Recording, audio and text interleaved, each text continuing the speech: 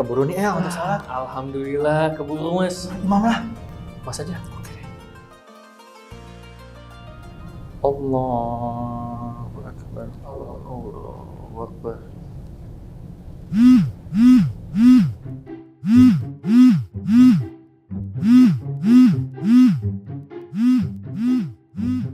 Assalamualaikum warahmatullahi wabarakatuh. Assalamualaikum warahmatullahi wabarakatuh.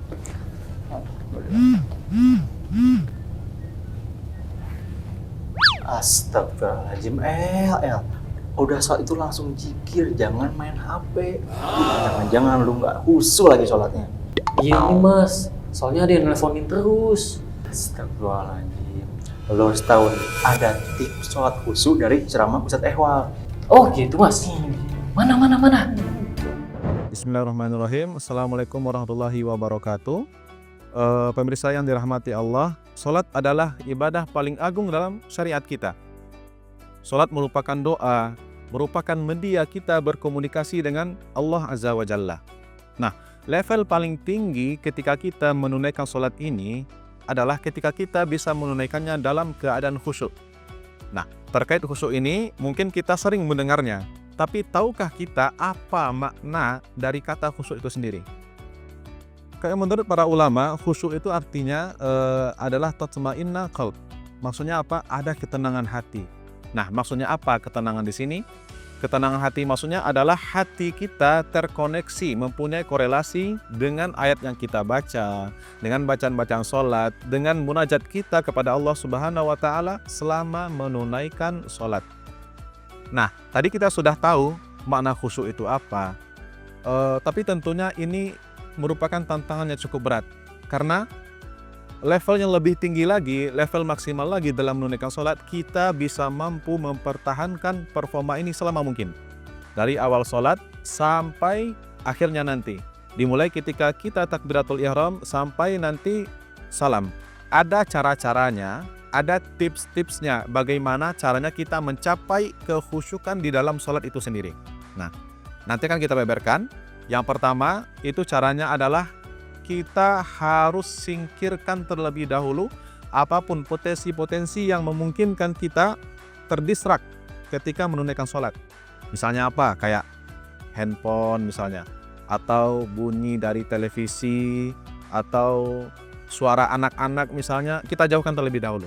Ada potensi-potensi yang membuat kita terdistrak ketika melaksanakan sholat, kita singkirkan. Jadi kita sholat dalam keadaan tenang seperti itu. Nah, kemudian itu yang pertama. Kemudian yang kedua, kita wajib hukumnya perhatikan syarat dan rukun dalam menunaikan sholat. Nah, ini perlu kita pelajari. Ini perlu kita cari tahu kalau kita belum mendalami dalam hal ini. Nah, di antaranya syarat sah sholat itu adalah kita harus menunaikan sholat dalam keadaan suci. Suci maksudnya kita terbebas dari hadas, baik itu yang besar maupun yang kecil. Nah, kemudian kita juga harus pastikan tempat kita menunaikan sholat itu juga harus suci. Pakaian yang kita pakai ketika sholat juga harus suci. Jadi tidak ada najis sama sekali. Tips yang ketiga, kita pastikan sholat dalam keadaan nyaman. Nyaman maksudnya apa? Kita tidak ada hajat untuk buang air kecil maupun besar. Atau kita tidak menahan itu. Atau misalnya kita tidak sholat dalam keadaan ada makanan yang terhidang, sehingga itu bisa mengalihkan perhatian kita. Nah, ini perlu kita catat Bapak Ibu semuanya, karena kadang hal-hal kecil seperti itu bisa mengganggu konsentrasi kita. Nah, selanjutnya kita masuk ke tips yang keempat, yaitunya adalah kita dianjurkan untuk menunaikan sholat sunnah di antara azan dan iqamah. Nah, sholat sunnah ini nanti akan membantu menunjang kita untuk lebih fokus atau lebih khusyuk ketika melaksanakan sholat wajib nantinya. Nah, oleh karena itu, pemirsa sekalian, kalau misalnya kita ingin melaksanakan sholat wajib yang ada sholat sunnah rawatibnya, silahkan ditunaikan. Itu akan sangat membantu sekali. Nah, tadi sudah kita jabarkan dari 1, 2, 3, 4. Sekarang kita masuk ke tips yang terakhir. Ini adalah tips yang kelima dan ini paling penting. Kenapa? Karena ini adalah esensinya Bapak Ibu semua. Tips yang kelima adalah kita harus memahami makna atau bacaan-bacaan yang kita baca ketika menunaikan ibadah sholat. Seperti itu. Setelah itu kita pahami maknanya, kemudian kita juga harus paham apa itu esensinya. Dan termasuk yang paling penting dan di sini rahasianya, yaitu kita harus paham apa makna dari kalimat Allahu Akbar. Mungkin secara harfiah kita tahu maknanya adalah Allah Maha Besar, tetapi dalam pengaplikasiannya kita perlu pahami. Apa itu yang perlu kita pahami? Pemirsa yang dirahmati Allah, Allahu Akbar itu bukan sembarangan kalimat. Maknanya adalah tidak ada yang lebih besar di semesta ini daripada Allah Azza wa Jalla. Termasuk masalah-masalah kita. Masalah kita tidak ada apa-apanya di hadapan Allah Subhanahu wa Ta'ala.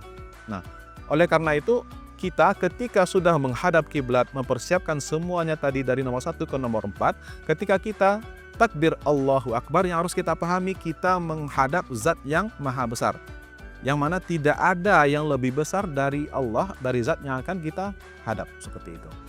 Nah kemudian kalau misalnya kita menemukan ada orang yang sholat, akan tetapi dia berputus asa dengan masalahnya, depresi misalnya, tekanan mental, atau bahkan mungkin ada yang sampai bunuh diri, berarti dia tidak memahami makna dari kalimat Allahu Akbar itu sendiri. Kenapa?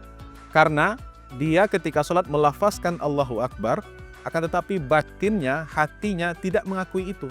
Dia merasa bahwasanya masalahnya jauh lebih besar daripada Allah. Nah, ulama mengatakan fenomena ini disebut dengan fenomena al-kiz al-khafi. Mananya apa? Itu seperti kedustaan halus yang tersembunyi. Lafaznya melafazkan Allahu Akbar, akan tetapi hatinya lebih mengagungkan, lebih membesarkan masalahnya daripada Allah. Padahal bagi Allah masalah itu tidak ada apa-apanya. Dan kalau kita berserah kepada Allah, gampang bagi Allah untuk menyelesaikannya. Seperti itu. Nah, kemudian ketika kita sudah paham ini, kita berlanjut. Yang perlu kita sadari juga, pemirsa semuanya, kita harus korelasikan antara ibadah sholat kita dengan apa? Dengan kehidupan sehari-hari. Nah, jadi setiap hari kita melaksanakan sholat, kita korelasikan dengan kehidupan kita. Bagaimana caranya? Ketika kita membaca Al-Fatihah, masuk kepada ayat Alhamdulillahirabbil alamin, apa yang kita pahami? Maknanya apa? Segala puji hanyalah bagi Allah. Nah, langsung kita resapi, kita pahami bahwasannya kita mensyukuri, kita memuji Allah terhadap nikmat yang kita terima dari Allah hari ini. Seperti itu, langsung dikorelasikan.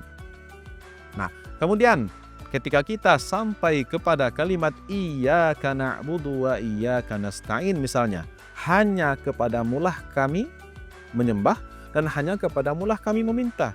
Maknanya apa?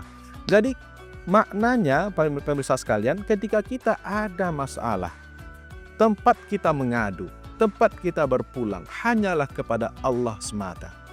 Iyyaka, hanyalah kepada Allah, seperti itu. Nah, ketika kita sudah mengkorelasikan seperti itu, jadi bayangkan pemirsa sekalian, kita berserah kepada Allah, kita mengadu kepada Allah 5 kali sehari. Itu sama dengan kayak seperti kita mereset atau merestart diri kita sendiri, seperti itu.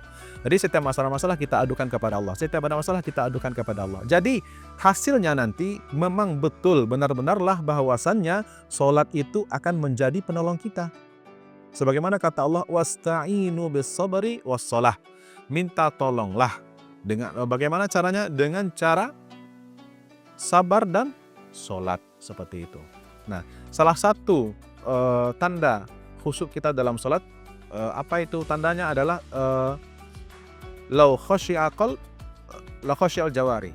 Kalau hati kita itu sudah khusyuk, maka anggota tubuh kita, badan kita itu juga akan khusyuk, juga akan fokus kepada Allah Subhanahu wa Ta'ala. Kita tidak akan tahu apa yang terjadi di samping kita, samping kanan, samping kiri, kita tidak akan mengetahuinya. Nah, itu salah satunya.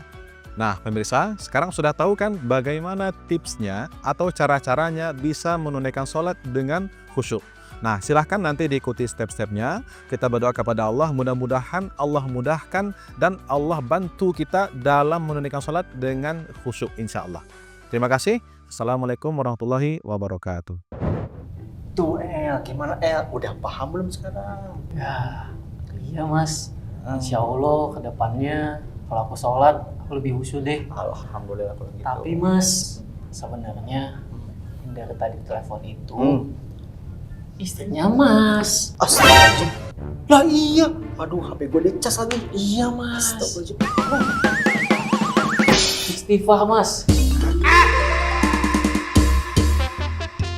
Nah, gimana Oh iya. Oke. Dari sini gini ya. Nah, sekarang udah paham belum? Iya mas. Insya Allah kedepannya aku kalau sholat lebih khusyuk. Alhamdulillah. Gitu dong. Tapi mas, sebenarnya yang dari tadi telepon itu istrinya mas. Astagfirullahaladzim.